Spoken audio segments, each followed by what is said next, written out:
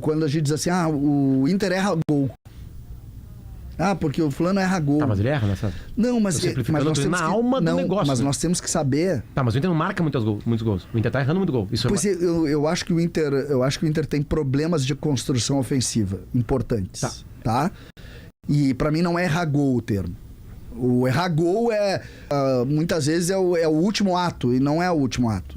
O ano passado, por exemplo, o gol do Valência, ele pega a bola no campo dele e chega na cara do goleiro e chuta pra fora. Pra mim não é um gol errado, ele pode ter uma discussão, por exemplo, assim, o Cudê, depois de Inter e Delfim, disse que o Inter teve 19 chances de gol, né? E não teve. Não foram 19 chances. Eu estava no estádio, né? Infelizmente não é liberado o trago.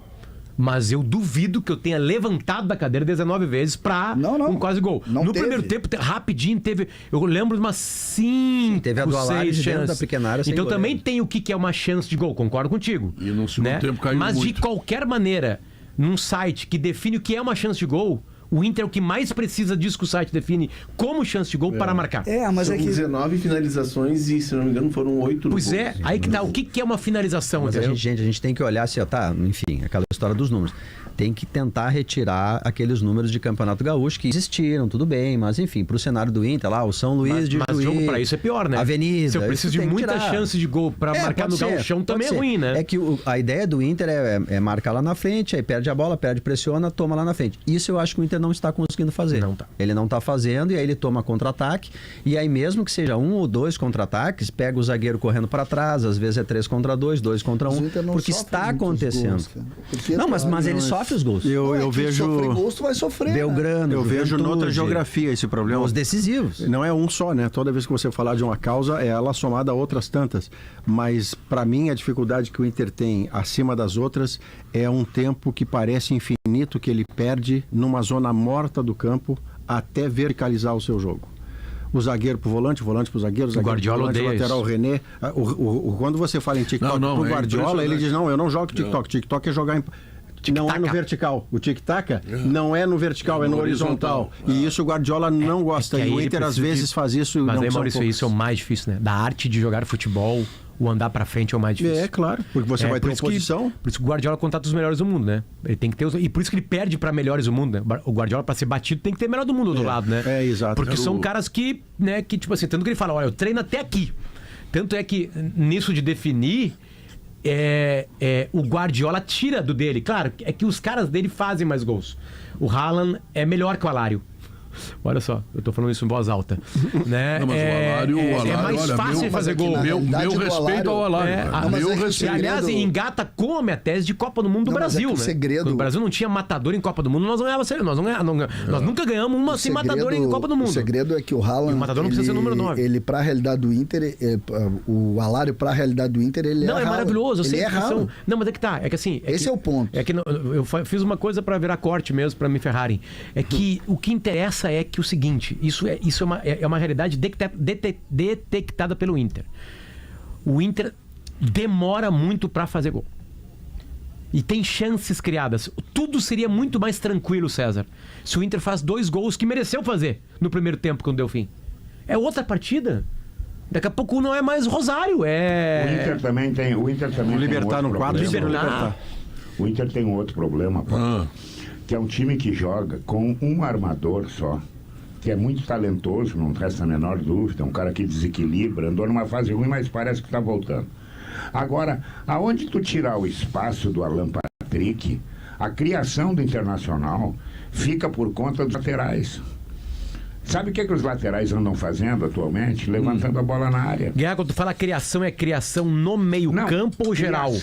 Criação no meio-campo para proporcionar a 2 atacantes terminais. Mas aí Guerra, acho que entra uma má fase aí que infelizmente está existindo. Mas o Arangues no time, isso melhora. Não, o Alan Patrick voltou a jogar. Voltou a jogar. Fez 2 partidas, uma melhorando.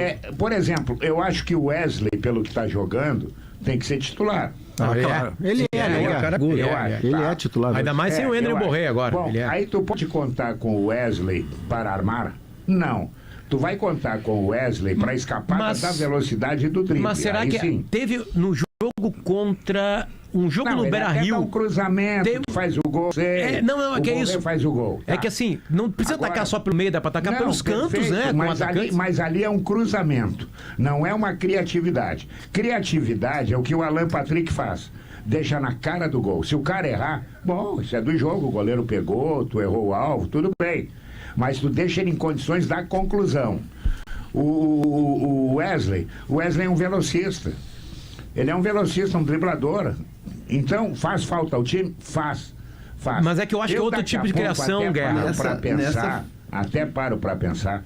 Se de repente, por uma medida de emergência, não agora, claro, não seja melhor tu usar o Wesley e um só atacante. Mas é o que está acontecendo. Entendeu? Não, tu vai usar Borré e Valência e mais Wesley. Entendeu? Nessa formação de agora, sem o Borré e o Enner, o que ele faz? Ele bota o Alan Patrick ali como um meio atacante. Tipo o ano passado, né? De antes da chegada do Borré. Daí como é que funciona a história do Inter? De um lado direito, ele tem tentado com o Malo, não é o Malo para fazer isso, mas quem são os ponteiros do Inter? É o Bustos, de um lado, e o Wesley do outro. E aí no meio campo, e eu acho que o Inter ganha muito com isso, ele tem o Maurício, que vem para dentro e vira um meia-direita, e o fica alinhado com o Alan Patrick, e tem mais o Arangues. E isso causa um desequilíbrio na marcação, porque tu tem muita gente criativa ali, trocando passes, procurando espaço, por trás do centroavante. Então, assim, nesse modelo é assim, quando joga não, na partida em que jogaram juntos os dois centroavantes, aí o Alan Patrick vem para trás.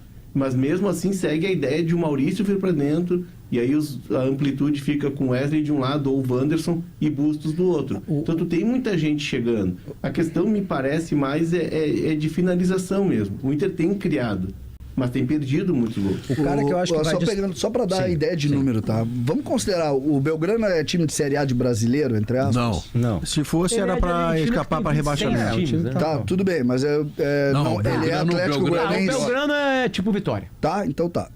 O Inter tem 5 jogos no Brasileiro, certo? É boa campanha no Brasileiro. Tá, 5 jogos no Brasileiro, aí tu pega os 2 jogos com o Belgrano, tu pega os 2 jogos com o Juventude no Gauchão e tu pega o Grenal no Gauchão.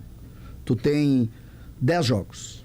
Tu tirou Delfim, Tomanhapa e os outros do Gauchão. Isso, que eu acho que é uma lógica. Esse é o ano. Tá, esse é o ano... Esse é o tamanho do Inter. Tá. Tem ganhado esses caras aí pra ser campeão. Tecnicamente é o ano do Inter. O Inter tem, nos 5 jogos do Brasileiro agora, o Inter tem 5 gols feitos e 3 tomados.